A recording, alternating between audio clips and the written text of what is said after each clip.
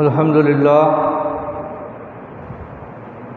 আজ রবিউল আউয়াল মাসের শেষ জুমাবার 26শে রবিউল আউয়াল 19শে সেপ্টেম্বর সার আশ্বিন। পবিত্র জুমাবার আমরা আল্লাহ সুবহানাহু ওয়া তাআলার দরবারে অসংখ্য শুকরিয়া আদায় করি। আল্লাহ তাআলা যথারীতি আমাদেরকে সুস্থতার সাথেই সালাতুল জুমায় আজকে হাজির করেছেন। আমরা সবাই পড়ি আলহামদুলিল্লাহ। আমাদের জীবনের সবচেয়ে গুরুত্বপূর্ণ আল্লাহর নিয়ামত হলো সময়। প্রতিটি মুহূর্তই আমাদের কাছে অত্যন্ত মূল্যবান, যদি সেটা আল্লাহর জন্যেই ব্যয় হয়ে থাকে। আল্লাহকে খুশি করার জন্য যদি আমরা একটা মিনিটও কাটাই থাকি, সেটাই ইবাদতে পরিণত হয়। এবং জীবনের প্রত্যেকটা মিনিটেই অত্যন্ত গুরুত্বপূর্ণ। একটা হিসাবের মধ্যে দেখা গেছে যে আমরা অনেক সময় 1 মিনিট, 2 মিনিট, 1 ঘন্টা এগুলোকে তেমন গুরুত্ব দিই না, কিন্তু আল্লাহ তাআলার এই ঘূর্ণায়মান পৃথিবীতে শুধু একটা মিনিটে পৃথিবীতে অসংখ্য ঘটনা সংঘটিত হয়। হিসাবের মধ্যে পাওয়া যায় যে 1 মিনিটে পৃথিবীতে মানুষের মৃত্যু হয় প্রায় 105 জনের। 1 মিনিটে 250টি শিশুর জন্ম হয়। 1 মিনিটে 116 জন নরনারীর বিয়ে হয়। 1 মিনিটে 360 বার বজ্রপাত হয়। 1 মিনিটে 5 বার ভূমিকম্প হয়। 1 মিনিটে 2,55,000 গাছ কাটা হয়। 1 মিনিটে প্রাণীরা 1,15,00,000 টন খাবার খায়। তাহলে বোঝা যায় যে প্রত্যেকটা মিনিটেই আমাদের জীবনে অত্যন্ত গুরুত্বপূর্ণ। এই জন্য আল্লাহ রসুল সাল্লাল্লাহু আলাইহি ওয়াসাল্লাম তিনি আমাদেরকে নসিহত করতে গিয়ে বলেছেন যে তোমরা যতদিন দুনিয়াতে থাকবে, হায়াতে জিন্দেগি যেটা আমরা বলে থাকি, এখানে 5টি জিনিসকে তুমি 5টি জিনিসের আগে গুরুত্ব দাও। আন ইবনে আব্বাস রাদিয়াল্লাহু তাআলা আন্না রাসূলুল্লাহ সাল্লাল্লাহু আলাইহি ওয়াসাল্লাম ক্বালা লিরাজুলিন ওয়া হুয়া ইয়াজুহু ইকতানিম হামসান ক্বাবলা হামসিন। আল্লাহ রসুল বলছেন, হযরত ইবনে আব্বাস রাদিয়াল্লাহু তাআলা থেকে বর্ণিত, রসুল সাল্লাল্লাহু আলাইহি ওয়াসাল্লাম একজন ব্যক্তিকে নসিহত করতে গিয়ে বললেন যে তুমি 5টি বস্তুকে 5টি অবস্থা আসার আগে বিশেষভাবে মূল্যায়ন করবে, গনিমত মনে করবে। ইকতানিম হামসান ক্বাবলা হামসিন, 5টি জিনিসের আগে 5টি জিনিসকে গনিমত মনে করবা। 1 নম্বর হলো শাবাবাকা ক্বাবলা হারামিক, বার্ধক্য আসার আগে যৌবনকে তুমি গুরুত্ব দাও। যৌবনের সময়টা খুবই স্বল্প সময়, মানুষ দ্রুত বার্ধক্যের দিকে চলে যায়। যৌবনের সুসময়টা বেশি দিন থাকে না। এই জন্য আল্লাহ রসুল বলছেন শাবাবাকা ক্বাবলা হারামিক, বার্ধক্য আসার আগেই তুমি যৌবনের সময়টাকে গনিমত মনে করো, এটাকে গুরুত্ব দাও। ওয়াসিহাতাকা ক্বাবলা সুকুমিক, রোগগ্রস্ত হওয়ার পূর্বেই তোমার যে শারীরিক সুস্থতা, এই সুস্থতাকে তুমি গনিমত মনে করো। অসুস্থতা আসার পূর্বেই তুমি সুস্থতাকে মূল্যায়ন করো, এটাকে কাজে লাগাও। ওয়াগিনাকা ক্বাবলা ফাকরিক, দরিদ্র হয়ে যাওয়ার পূর্বেই তোমার সচ্ছল অবস্থা, আর্থিক সচ্ছলতা, এটাকে তুমি গনিমত মনে করো, এটাকে গুরুত্ব দাও। ওয়া ফারাগাকা ক্বাবলা শুগলিক, ব্যস্ত হয়ে যাওয়ার আগে অবসর সময়টাকে তুমি গুরুত্ব দাও। ওয়া হায়াতাকা ক্বাবলা মৌতিক, এবং মৃত্যু আসার আগে হায়াতকে তুমি গুরুত্ব দাও। তাহলে আল্লাহ রসুল সাল্লাল্লাহু আলাইহি ওয়াসাল্লাম তার এই মূল্যবান বক্তব্যের মধ্যে আমাদের জীবনের যে গুরুত্বপূর্ণ অংশগুলো, 5টি জিনিসের আগে গুরুত্ব দেওয়ার কথা বলেছেন। কারণ যৌবনের পরে বার্ধক্য আসে, সুস্থতার পরে অসুস্থতা আসে, সচ্ছলতা বাদ দিয়ে দারিদ্রতা আসে, অবসর সময় শেষ হয়ে যায়, মানুষ আবার ব্যস্ত হয়ে পড়ে, হায়াত খুবই সামান্য, মানুষকে অবধারিত মৃত্যুর দিকে যেতে হয়। সুতরাং এর যে প্রত্যেকটি স্তর, যৌবন, সুস্থতা, সচ্ছলতা, অবসর সময়, হায়াত, প্রত্যেকটির স্থায়িত্ব হলো অতি স্বল্প পরিমাণ এবং এগুলো খুবই ক্ষণস্থায়ী। এটা শুরু হতে দেরি, শেষ হতে দেরি হয় না। রাসূল সাল্লাল্লাহু আলাইহি ওয়াসাল্লাম আরও বলেছেন যে মানুষ দুটি জিনিসকে সবচেয়ে বেশি অবহেলা করে। পৃথিবীতে মানুষ যখন দুটি নিয়ামত পায়, এই দুটো নিয়ামতের মোটেই কদর করে না। তার মধ্যে একটি হলো সুস্থতা। মানুষ যখন সুস্থ থাকে, কোনো রোগ ব্যাধি যখন তাকে আক্রমণ করে না, তখন তার কাছে কখনো মনে হয় না যে সে অসুস্থ হবে। এই সুস্থ শরীর নিয়ে সে বিভিন্ন অপকর্মে জড়িত হয়, বিভিন্ন অপরাধের সাথে তার শক্তিকে ব্যবহার করে। সুস্থতার যেটা নিয়ামত, গুরুত্ব দেওয়া দরকার, মানুষ এই জায়গায় সবচেয়ে বেশি ভুল করে। এই সময় মানুষ বেশি অন্যায় করে, তার শরীরের শক্তি, সামর্থ্য, পাওয়ারটাকে সে অপব্যবহার করে। আরেকটা জিনিসের অপব্যবহার মানুষ সবচেয়ে বেশি করে, সেটা হলো মানুষ যখন অবসর পায়, অবসর সময়টাকে সে কোনো মূল্য দেয় না। হয়তো ঘুমিয়ে কাটিয়ে দেয়, অথবা ফেসবুক দেখতে দেখতে তার অবসর সময়টা কেটে যায়। আল্লাহর কাজে লাগানো, ইবাদতের কাজে লাগানো এবং পরবর্তী প্রিপারেশন নেওয়া, জ্ঞানমূলক কাজে সময় ব্যয় করা, ইবাদতের ক্ষেত্রে সময় ব্যয় করা, আল্লাহ যে অবসরের নিয়ামত দিয়েছেন, তাকে বিশ্রামের সুযোগ দিয়েছেন, এই বিশ্রামটাকে পজিটিভ খাতে ব্যয় করা, এটা মানুষ করে না।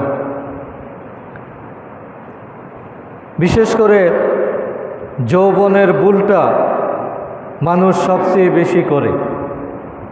যৌবনকালটা খুবই সাময়িক এবং মানুষের সবচেয়ে আনন্দের সময়,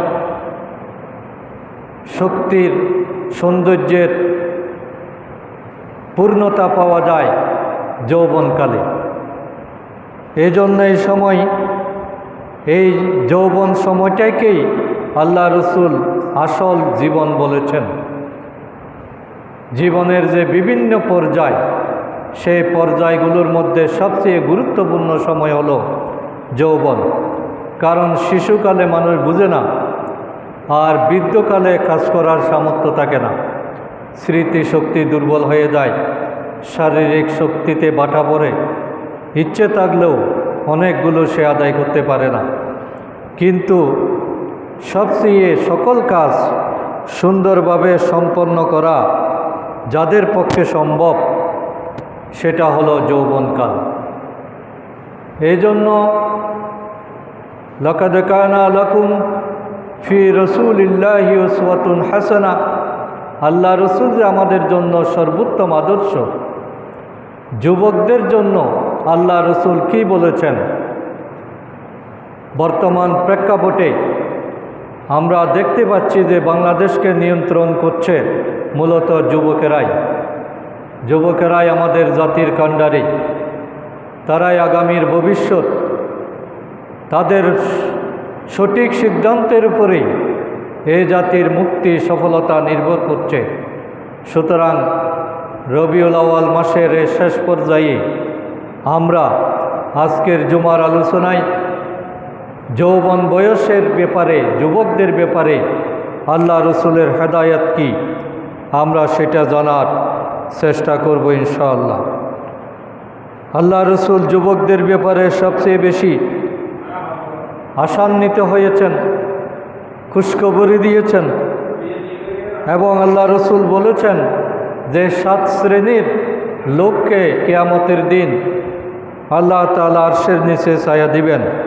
তার মধ্যে এক শ্রেণীর হলো ওই যুবক যার অন্তরটা লেগে থাকে মসজিদের সাথে।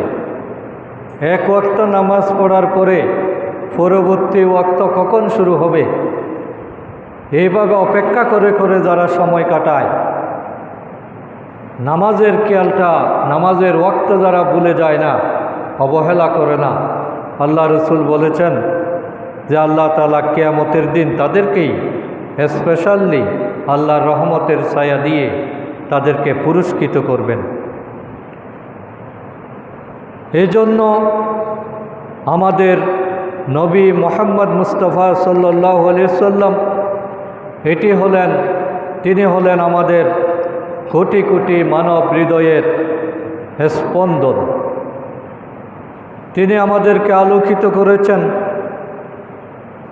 তিনি আমাদেরকে সভ্যতার আলো দেখিয়েছেন, তিনি আমাদেরকে শিখিয়েছেন যে কিভাবে লড়তে হয়। তিনি পরিবার, সমাজ, দেশ সর্বক্ষেত্রে আমাদের জন্য আদর্শের মানদণ্ড প্রতিষ্ঠা করেছেন।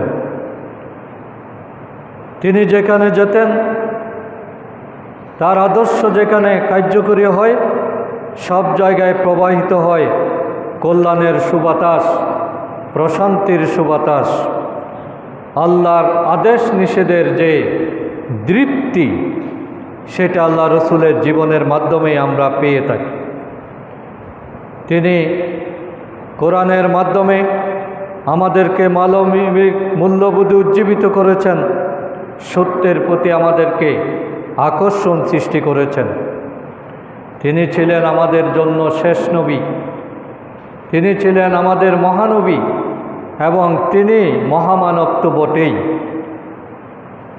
যুব সমাজ সম্পর্কে তার বক্তব্যগুলো যুগান্তকারী। তিনি যুব সমাজকে বলেছেন যে তারাই হলো জাতির গৌরব এবং আশা-আকাঙ্ক্ষার প্রতীক। একটি দেশের যুব সমাজের উপরে নির্ভর করে একটা জাতির উন্নতি এবং অগ্রগতির সোপান। তারা জাতির মূল্যবান সম্পদ এবং দেশ গড়ার শ্রেষ্ঠ অবলম্বন। যুবকদের নৈতিকতার উন্নয়ন হলে, যুবকেরা যদি স্বাস্থ্যবান হয়, স্বাস্থ্যকে যদি তারা সংরক্ষণ করে, তাদের মনটা যদি ইসলামিক ভ্যালুজ দিয়ে গঠিত হয়, চিন্তাধারাটা যদি নিষ্কলুষ হয়, পাপ মুক্ত হয়, তাহলে যে কোনো সমাজ সংস্কারী তারা নিয়ামকের শক্তি অবলম্বন করতে পারে। ইসলামের ইতিহাসে এই জন্য দেখা যায় যে সর্বোত্তম এবং অতুলনীয় যে অবদান যারা রেখেছেন তারা হলেন রসুল পাক সাল্লাল্লাহু আলাইহি সাল্লামের হাতে গড়া সেই যুব সমাজ। কারণ আল্লাহ রসুল বলেছেন যে একজন সৎ যুবকের সামনে শয়তান পর্যন্ত দাঁড়াতে ভয় পায়, শয়তানও ভয় করে একজন ইমানদার যুবককে। হযরত উমর ফারুক রাদিয়াল্লাহু তাআলা আনহু ঈমান আনার পরে তিনি যখন রাস্তা দিয়ে যেতেন, দূর থেকে শয়তান দেখলে সে রাস্তা পরিবর্তন করে অন্যদিকে চলে যেত। হযরত উমরকে শয়তান পর্যন্ত ভয় পেত। তাহলে আল্লাহ প্রদত্ত এবং রাসূল সাল্লাল্লাহু আলাইহি ওয়াসাল্লামের আদর্শের এই যে বলিষ্ঠতা এবং পাওয়ার, এটা যদি যুব সমাজের মধ্যে ঢুকে যায় তাহলে তারা যে কোনো অসম্ভবকে সম্ভব করতে পারে। এবং রাসূল সাল্লাল্লাহু আলাইহি ওয়াসাল্লাম বলেছেন যে জিব্রাইল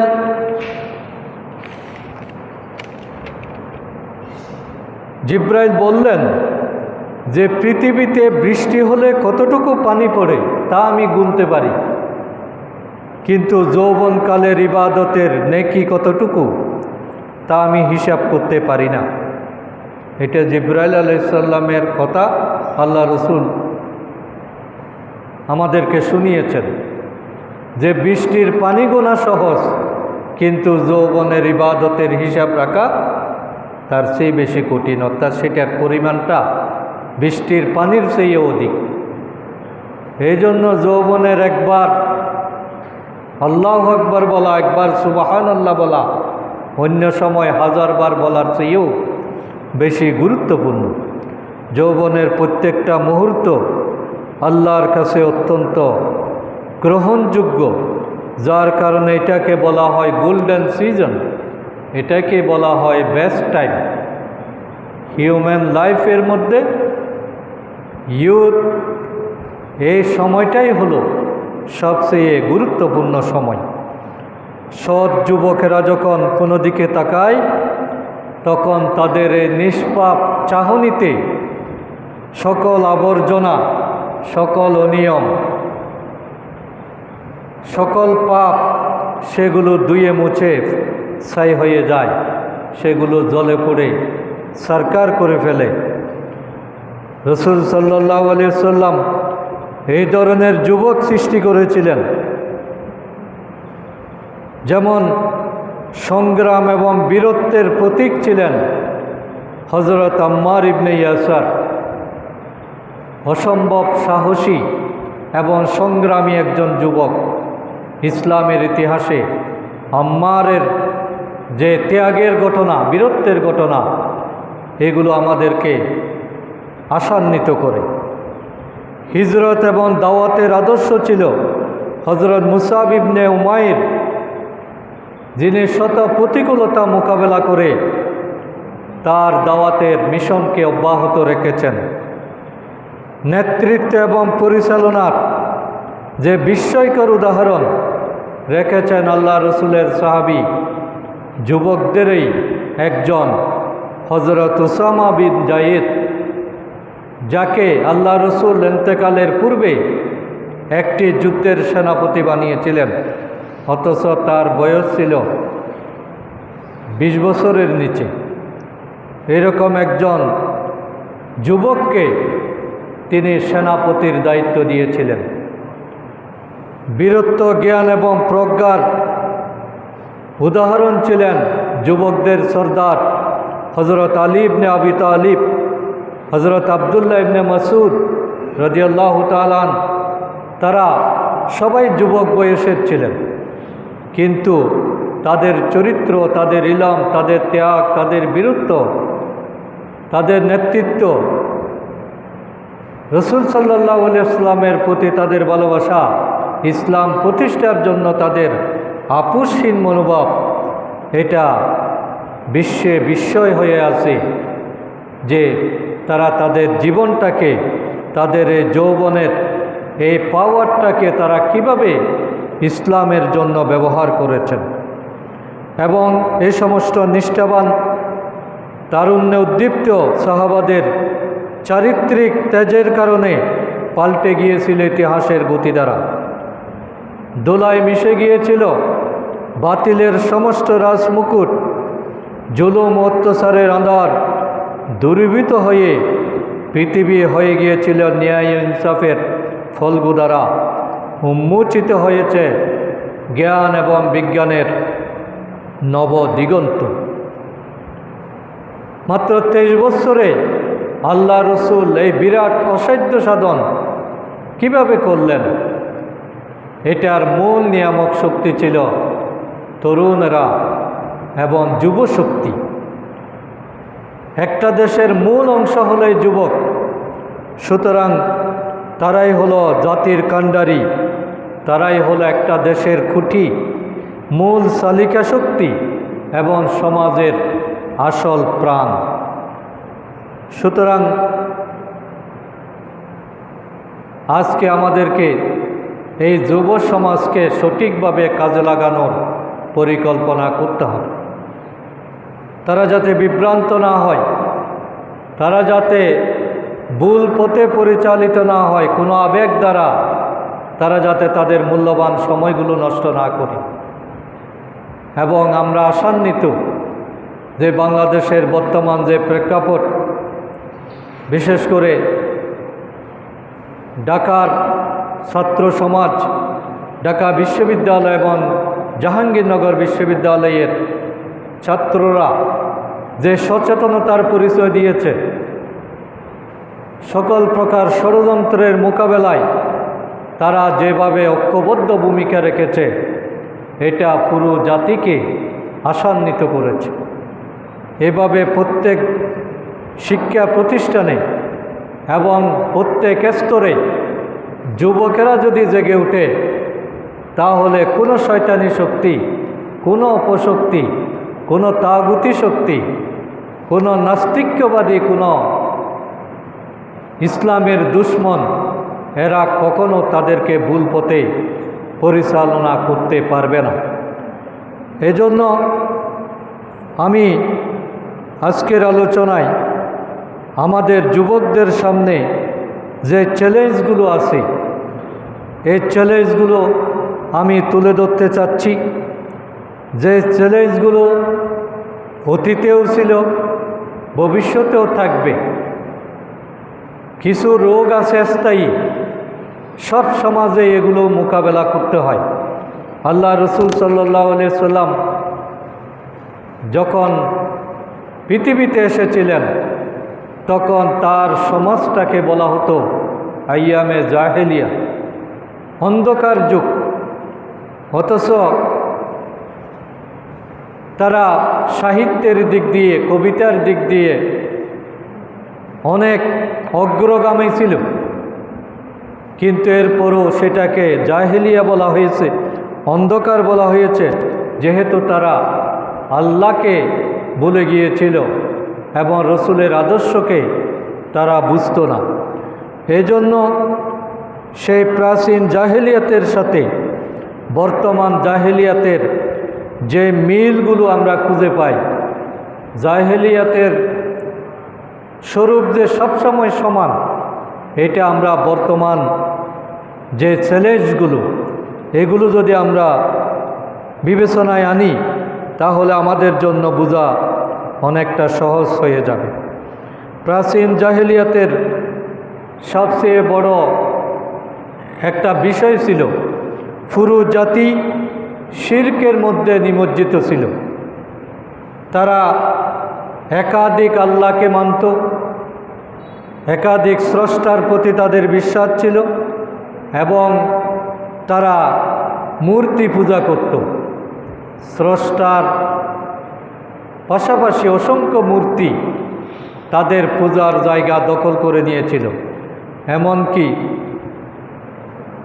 কাবা শরীফ পর্যন্ত মূর্তি দিয়ে ভরে ফেলা হয়েছিল। আল্লাহ রসুল যখন কাবা মুক্ত করেন, তখন সর্বশেষ সেখানে 360টা পর্যন্ত মূর্তি তিনি পেয়েছিলেন। তাহলে এই যে উম্মতের এই ভয়াবহ অবস্থা, এখান থেকে এই জাহেলিয়াত আমরা আল্লাহ রসুলের সময় দেখতে পাই। এখন এই জায়গায় আমরা এখন কোন জিনিসের পূজা করি?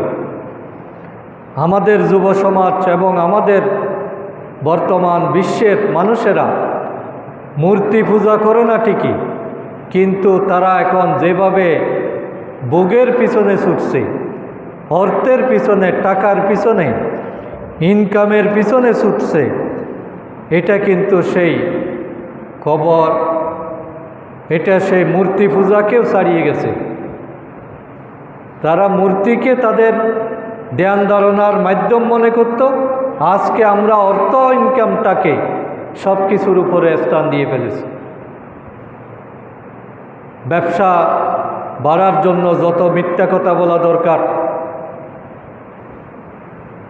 নামাজদের কোনো হিসাব নাই, অন্যান্য ইবাদতের কোনো টাইম নাই, মানুষ শুধু ছুটছে অর্থের পেছনে।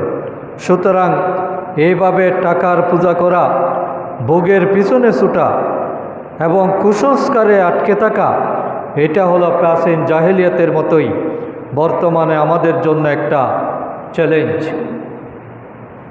প্রাচীন জাহেলিয়াতে নারীদেরকে খুবই অপমাননা করা হতো, নারীদেরকে মোটেই মূল্যায়ন করা হতো না। একটা কন্যা শিশু জন্ম নিলে সাথে সাথে হত্যা করা হতো, অপমানজনক মনে করা হতো। কিন্তু বর্তমান আধুনিক বিশ্বেও আমরা সেই নারী বিদ্বেষ থেকে মুক্ত হতে পারিনি। আজকে হয়তো সরাসরি হত্যা করা হচ্ছে না, কিন্তু এখন জন্মের আগেই ভ্রূণ হত্যা করা হচ্ছে। মানুষের বংশধরকে পৃথিবীতে আসতে দেওয়া হচ্ছে না, তাহলে যেটা প্রাচীন জাহেলিয়াতেও ছিল না। সুতরাং এভাবে মানব জাতির বিপক্ষে অবস্থান নেওয়া, এটা আধুনিক জাহেলিয়াত। বর্তমানে নারীর উপর যেভাবে যৌন নিপীড়ন এবং তাদেরকে পণ্য বানানো হয়েছে, পর্দাহীনতাটাকে যেভাবে উৎসাহিত করা হয়েছে, সমস্ত বিজ্ঞাপনে নারীকে আনতেই হবে, প্রয়োজন হোক অপ্রয়োজনে হোক। নারীর দৈহিক প্রদর্শনী ছাড়া কোনো জিনিস বেচা বিক্রি হয় না, কোনো বিজ্ঞাপন হয় না। তাহলে এটা হলো নারী জাতির চরম অবমাননা, যেটা প্রাচীন জাহেলিয়াতেও ছিল না। আধুনিক জাহেলিয়াতে এই ফ্যাশন শোর নামে এবং বিভিন্ন মিডিয়ার মাধ্যমে নারীদের যেটা পাওয়ার, নারীদের যেটা মর্যাদা, এটা চরমভাবে ক্ষুণ্ণ করা হচ্ছে। তাদেরকে পতিতা বৃত্তিতে বাধ্য করা হচ্ছে এবং সরকারি অনুমোদন ক্রমেই এই নারী জাতির এই অবমাননা এগুলো কিন্তু চলছে। সুতরাং এটা আমাদের জন্য বিরাট এক চ্যালেঞ্জ। প্রাচীনকালে মানুষ মদ খেত, জুয়া খেলত। মদ এবং জুয়া এটা সব যুগেই চালু ছিল, যেটা মানুষকে অন্যায়ের দিকে, অশ্লীলতার দিকে নিয়ে যায়। দুটো পাপ আছে এমন, যে পাপগুলো কেউ যদি বলে, করার জন্য বলে, না করলেও তার গুনাহ হয়ে যায়। কেউ যদি বলে যে চলো জুয়া খেলি, কিন্তু জুয়াতে সে অংশগ্রহণ করে নাই, এই পাপটা কিন্তু তার আমলনামায় লেখা হয়ে যায়। অন্যান্য পাপগুলো যতক্ষণ করে না ততক্ষণ লেখা হয় না, কিন্তু জুয়া বিষয়, লটারির বিষয়, জুয়া মানে আধুনিক জমানায় এটা হলো লটারি। এই লটারিটা হলো একটা জুয়ার আধুনিক রূপ। এই লটারির দিকে যারা আহ্বান করবে, তারা সাথে সাথে তাদের আমলনামায় অসংখ্য গুনাহ লেখা হয়ে যায়। লটারিতে সে অংশগ্রহণ করুক বা না করুক, কিন্তু তুমি একটা লটারি কিনো, এখানে অনেক লাভ আছে। লটারির আয়োজনের জন্য জায়গা করে দিল, মাইক ভাড়া দিল, তারপরে ছাপিয়ে সহযোগিতা করলো, প্রচারে সহযোগিতা করলো, বিজ্ঞাপনে অংশগ্রহণ করলো, সবাই হলো জাহান্নামী। এবং এই পাপটা বলার সাথে সাথেই আল্লাহ তাআলা এই পাপটা তার আমলনামায় সংযুক্ত করে দেন। আরেকটা পাপ হলো যে মহিলারা বেপরদা বের হয়, বেপরদা নারী যদি কোনো মার্কেটে যায়, আল্লাহ তাআলা তার আমলনামায় সাথে সাথে জেনাকারিনীর গুনাহ লিপিবদ্ধ করেন, অথচ সে জেনা করে নাই। জেনা না করার পরও জেনাকারিনীর পাপ একজন মহিলার আমলনামায় লিপিবদ্ধ হয়ে যায় যদি কোনো মহিলা বেপরদা বের হয়। এবং ওই বেপরদা বের হওয়ার ক্ষেত্রে কোনো স্বামী, কোনো পিতা, কোনো ভাই, কোনো গার্ডিয়ান যদি সহযোগিতা করে, তাহলে সবার জন্য জান্নাত হারাম। তারা সবাই জাহান্নামী। তাদের সবার পরিচিতি হলো তারা দায়ুস, আর দায়ুসের বিষয় হলো তাদেরকে কখনো জান্নাতে প্রবেশ করতে দেওয়া হবে না। সুতরাং প্রাচীন জাহেলিয়াতের এই যে ছোঁয়া আজকে আধুনিক জাহেলিয়াতের ফ্যাশন শোর নামে সিনেমা, ভিডিও, টিকটক, এরপরে ভিউ বাড়ানোর জন্য যেভাবে যুব সমাজকে কাজে লাগানো হচ্ছে, বিভিন্ন শিশু কিশোরীদেরকে ব্যবহার করা হচ্ছে একটা দেশের ধ্বংসের জন্য, জাতির পতনের জন্য, এর চেয়ে মারাত্মক বিষয় আর হতে পারে না।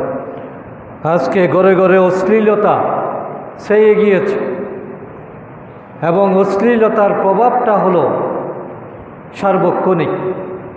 একজন মানুষ যখন বেপরদা নারী দেখে, বেপরদা ছবি দেখে, অশ্লীল ছবি দেখে, তখন সিজদাতে গেলেও ওই ছবিটা তার চোখে ভাসতে থাকে, যার কারণে তার কোনো ইবাদত আল্লাহর কাছে কবুল হয় না। সে কোনো ইবাদতের স্বাদ পায় না। অশ্লীলতা, বেহায়াপনা, এটার প্রধান শাস্তি হলো আল্লাহ তাআলা তার থেকে ইবাদতের স্বাদ তুলে নেবেন। তার রূহের মধ্যে শিল পড়ে যায়, তার কলবের মধ্যে অন্ধকারে ছেয়ে যায়,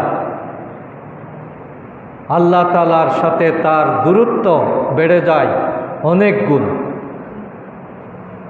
সুতরাং আজকের এই মোবাইল এবং মিডিয়া, এগুলো আমাদেরকে ধ্বংস করার জন্য যথেষ্ট। এর উপর যদি আমরা নিয়ন্ত্রণ প্রতিষ্ঠা করতে না পারি, তাহলে আমাদের জন্য ভয়াবহ অবস্থা অপেক্ষা করছে। প্রাচীন জাহেলিয়াতে মানবাধিকার লঙ্ঘিত হতো, কিন্তু আজকে এই আধুনিক বিশ্বে মানবাধিকারের কোনো বালাই নেই। প্রতি মুহূর্তে মানবাধিকার লঙ্ঘিত হচ্ছে। এই ইহুদি কর্তৃক মুসলমানদের উপর অন্যায়ভাবে যেভাবে অবরোধ আরোপ করা হয়েছে, নির্বিচারে হত্যা করা হচ্ছে, আন্তর্জাতিক কোনো আইন, জাতিসংঘের কোনো আইন তারা মানছে না। অথচ প্রাচীন জাহেলিয়াতেও এইরকম বেপরোয়া মানবাধিকার লঙ্ঘন ছিল না। তারা একটা মিনিমাম একটা নীতিমালা তারা মেনে চলত, কিন্তু আজকে সেটাও হচ্ছে না। আজকে অস্ত্র প্রতিযোগিতা হচ্ছে, এই জন্য অস্ত্র উৎপাদনকারী দেশগুলো ইচ্ছে করে যুদ্ধ লাগিয়ে দেয়, যাতে তাদের অস্ত্রগুলো বেচা বিক্রি হয়। নতুন নতুন যেই মারণাস্ত্রগুলো তৈরি করছে, বিশ্বে শান্তি বজায় থাকলে এগুলো তো বিক্রি হবে না। এই জন্য আমেরিকা, রাশিয়া, এই সমস্ত দেশের কাজই হলো বিশ্বকে অস্থিতিশীল রাখা। যত বেশি সংঘাত হবে, জাতিগত সমস্যা সৃষ্টি হবে, মানুষের উপর নিধন চলবে, তাদের ব্যবসাটা তত লাভবান হবে। যার কারণে আজকে বিশ্বটা হয়ে গেছে একেবারেই অনিরাপদ। এই জন্য আল্লাহ রসুল সাল্লাল্লাহু আলাইহি সাল্লাম এই যুব সমাজকে হুঁশিয়ার করেছেন। তাদের যে ঝুঁকিগুলো আছে, এই ঝুঁকিগুলো যদি আমরা ফাইন্ড আউট করতে না পারি, তাহলে যে কোনো মুহূর্তেই এই শক্তির অপব্যবহার হতে পারে, আমরা বিপদগ্রস্ত হতে পারি। আমাদের এই যৌবন বয়সের সবচেয়ে বড় ঝুঁকি হলো সফলতা এবং সার্থকতা এটা বুঝতে না পারা। সফল হওয়া এক জিনিস, আর সার্থক হওয়া আরেক জিনিস। সফল যে কোনোভাবে হওয়া যায়। একজন ডাকাত অস্ত্র শস্ত্র নিয়ে অনেকগুলো সম্পদ টাকা পয়সা দখল করে ফেলল, তাহলে ওই ডাকাতির ক্ষেত্রে সে সফল। কিন্তু ওই ডাকাত যখন মারা যায়, তখন কোনো মানুষ তার জন্য ইন্নালিল্লাহ পড়ে না, সবাই আলহামদুলিল্লাহ পড়ে। তাহলে দুনিয়ার জীবনে সে সফল, কিন্তু আখিরাতের জীবনে সে ব্যর্থ, তার জীবনের কোনো সার্থকতা নাই। সফলতা হলো ফুল থেকে, কুড়ি থেকে ফুল হওয়া। একটা কুড়ি নির্দিষ্ট সময়ের ব্যবধানে ফুলে পরিণত হলো, এটা হলো সফলতা। আর সেই ফুল থেকে সুগন্ধ বের হয়ে মানুষকে আনন্দ দেওয়া, এটার নাম হলো সার্থকতা। সফল হওয়া সহজ, কিন্তু সার্থক হওয়া কঠিন। অনেক মানুষ অনেক দিক দিয়ে সফল, অনেকগুলো সার্টিফিকেট, অনেক টাকা পয়সার মালিক, অনেক ক্ষমতার মালিক, কিন্তু মানুষ তার জন্য দোয়া করে না। সে মরলে মানুষ খুশি হয়, তাহলে ওই ব্যক্তি দুনিয়াতে সফল মনে করলেও আসলেতে সে তার জীবনের সার্থকতা খুঁজে পায় নাই। এই জন্য ক্ষুদ্র থেকেও সার্থক হওয়া যায়, যদি জীবনের আসল টার্গেট সে বুঝতে পারে। এই জন্য আমরা যাতে ভুল ব্যাখ্যার দিকে না যাই, যা আমি সার্থক হওয়ার জন্য, আল্লাহর কাছাকাছি যাওয়ার জন্য, আখিরাতে মুক্তির জন্য আমার কতটুকু দরকার, কতটুকু জ্ঞান দরকার, কতটুকু সম্পদ দরকার, কতটুকু ক্ষমতা দরকার, এটা যদি আমার কাছে পরিষ্কার থাকে, তাহলে আমি অল্পতেই তুষ্ট থাকব, কোনো অন্যায়ের দিকে আমি যাব না। একটা মানুষ না খাওয়ার অভাবে মারা যায় না, ক্ষুধার অভাবে কেউ মারা যায় নাই। অধিকাংশ মানুষ মারা যায়, অসুস্থ হয় বেশি খাওয়ার কারণে। আর এই বেশি খাওয়া, বেশি পাওয়ার জন্যই যত মানুষ অন্যায় করে। একটা মানুষ পেট ভরার জন্য কয়টা আইটেম দরকার, কিন্তু না, তার একসাথে অনেকগুলো আইটেম দিয়ে তাকে খেতে হবে। এইভাবে অধিক পাওয়ার চিন্তা মানুষকে অন্যায়ের দিকে নিয়ে যায়। এই জন্য যৌবনের ঝুঁকি হলো আমরা যাতে জীবনের সফলতার এবং সার্থকতার ভুল ইনফরমেশনটা গ্রহণ না করি। একটা ক্ষুদ্র জীবনও সার্থক, আবার অনেক বয়স্ক জীবনও বিফল, যদি সে সঠিক সার্থকতার সংজ্ঞাটা তার মনের মধ্যে না থাকে। এজন্য যুবকদেরকে তার জীবনের মৌলিক চেতনা সম্পর্কে ধারণা থাকতে হবে। তাকে একাডেমিক জ্ঞান অর্জন করতে হবে, তাকে ধর্মীয় জ্ঞান পেতে হবে, তাকে কম্পারেটিভ যেটা নলেজ, তুলনামূলক জ্ঞান, সেটা জানতে হবে। এবং সর্বোপরি বিশ্ব পরিস্থিতি সম্পর্কে ক্লিয়ার ধারণা থাকা একজন যুবকের জন্য, একজন শিক্ষার্থীর জন্য অপরিহার্য। না হলে পদে পদে সে ভুল করবে। কোনো স্লোগান কেউ বলল, এই জন্য আমি সাথে সাথে সেই স্লোগান দেব না। এই স্লোগান আমার জন্য উপযোগী কিনা এটা চিন্তা করতে হবে। কেউ একটা বক্তব্য দিল, সাথে সাথে এটা বিশ্বাস করার প্রয়োজন নেই। সেটা কোন উদ্দেশ্যে দিয়েছে তাকে সেটা বিবেচনায় নিতে হবে। এই জন্য জ্ঞানের কোনো বিকল্প নাই। জ্ঞানের কাজেই হলো মানুষকে সচেতন করা, এবং জ্ঞানের মধ্যে নৈতিকতার জ্ঞান, ধর্মীয় জ্ঞান, কোরআনের জ্ঞান, আল্লাহ রসুলের জীবনী জানা, সাহাবায়ে কেরামের জীবনী জানা, এটাই হলো আসল জ্ঞান। আজকে আমাদের শিক্ষা ব্যবস্থায় সব জ্ঞান জানার ব্যবস্থা আছে, কিন্তু রসুলের জীবনী জানার কোনো ব্যবস্থা নেই। একটা ছাত্র 1 থেকে মাস্টার ডিগ্রি পর্যন্ত প্রায় 20 বছর পড়াশোনা করে, কিন্তু এই 20 বছর পড়াশোনার মধ্যে আল্লাহ রসুলের জীবনের শুরু থেকে শেষ পর্যন্ত জানার কোনো ব্যবস্থা নেই। মাঝে মধ্যে ছোটোখাটো কিছু কাহিনী শোনানো হয়, কিন্তু একটা কমপ্লিট আল্লাহ রসুলকে জানা, এটা কোনো পরীক্ষায়ও আসে না, কোনো সিলেবাসেও এটা দেওয়া হয় না। তাহলে তার জ্ঞানের পরিপক্কতা কিভাবে আসবে? আশারায়ে মুবাশশারা 10 জন বেহেশতের সার্টিফিকেট প্রাপ্ত সাহাবী, কোনো ছাত্র ওই 10 জনের নাম বলতে পারবে না। অথচ কত অমুসলিম, কত নায়ক নায়িকা, খেলোয়াড়ের নাম তাদের মুখস্থ, কিন্তু আশারায়ে মুবাশশারার নাম আমাদের ছাত্ররা শুনেও নাই। তাহলে জ্ঞানের পরিপক্কতাটা কিভাবে আসবে? বিশ্ব পরিস্থিতি সম্পর্কে কোনো ধারণা নাই। সাম্রাজ্যবাদীদের যে চক্রান্ত আমাদের যুব সমাজ নিয়ে, শিক্ষা ব্যবস্থা নিয়ে, আমাদের প্রতিষ্ঠানগুলো নিয়ে, এ সম্পর্কে তারা কোনো জ্ঞান রাখে না। ফলে যুব সমাজের ঝুঁকি হলো এভাবে গড্ডালিকা প্রবাহে যদি তারা তাদের সময়গুলো ব্যয় করে, তারা যদি সঠিক নলেজ অর্জন করার জন্য সচেতন না হয়, একাডেমিক জ্ঞান যদি অর্জন না করে, ধর্মীয় জ্ঞান যদি অর্জন না করে, তাদের সার্টিফিকেট, তাদের পরীক্ষার রেজাল্ট এটা যদি মানসম্পন্ন না হয়, তাহলে তারা কখনো মাথা উঁচু করে দাঁড়াতে পারবে না। আজকে ঢাকা বিশ্ববিদ্যালয়ে যারা নেতৃত্বের জায়গায় চলে আসলো, তারা কিন্তু অলরাউন্ডার।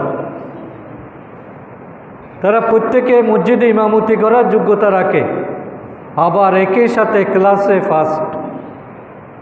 তাদের মধ্যে কোনো সেশন বিরতি নেই, যার কারণে ছাত্র সমাজ তাদেরকে মূল্যায়ন করেছে। সুতরাং চরিত্রের এই ওজনটা পাওয়ার জন্য জ্ঞানের পার্সেন্টেজটা এটা বলিষ্ঠ হওয়াটা খুব বেশি প্রয়োজন।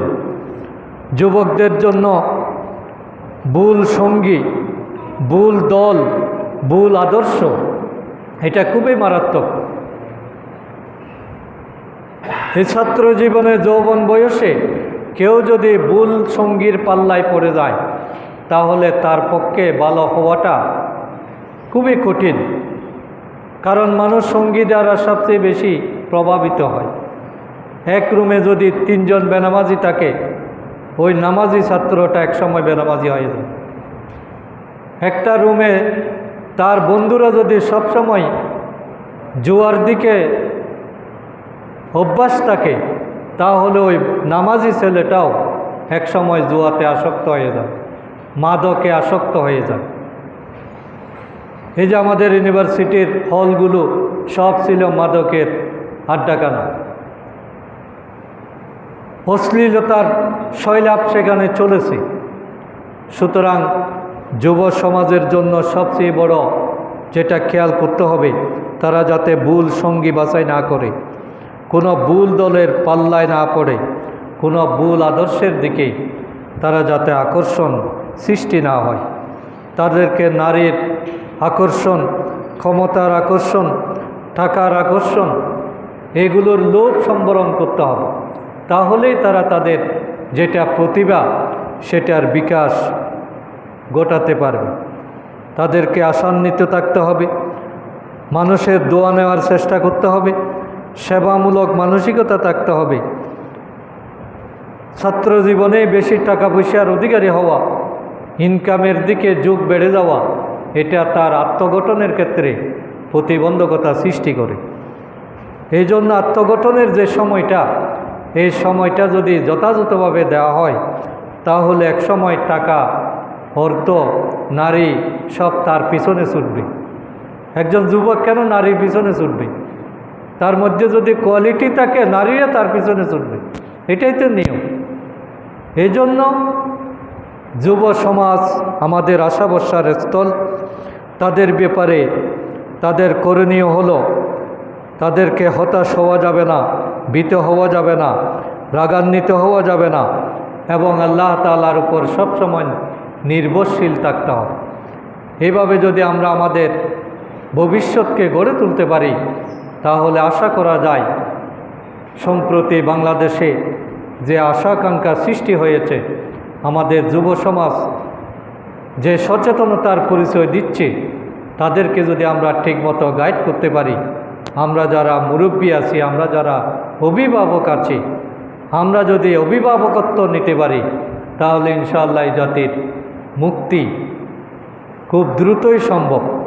আল্লাহ তাআলা আমাদের সকলকে কবুল করুন। ওমা তৌফিক ইল্লা বিল্লাহ। আসসালামু আলাইকুম ওয়া রাহমাতুল্লাহ।